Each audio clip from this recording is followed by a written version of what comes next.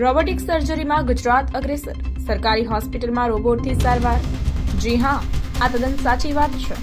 અમદાવાદની સિવિલ હોસ્પિટલમાં દેશની સૌપ્રથમ અને એકમાત્ર સરકારી હોસ્પિટલ કે જ્યાં રોબોટિક્સથી રેડિયેશન આપી કેન્સર રિમૂવ કરાય છે.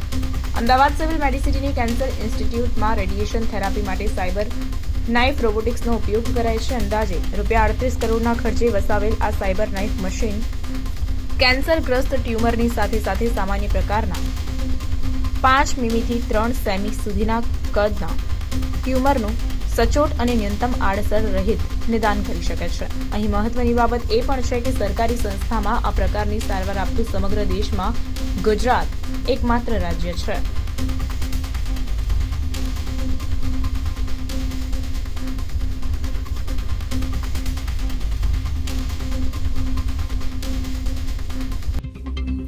ગુજરાત સરકાર અને ભારત સરકારના સહયોગથી the Gujarat cancer and research institute Medicity Ahmedabad ખાતે 1C બ્લોકના સેકન્ડ બેઝમેન્ટમાં અત્યંત આધુનિક રેડિયોથેરાપીના મશીનો કે જેની અંદાજિત કિંમત 95 કરોડ જેટલી છે તે વસાવવામાં આવેલ છે.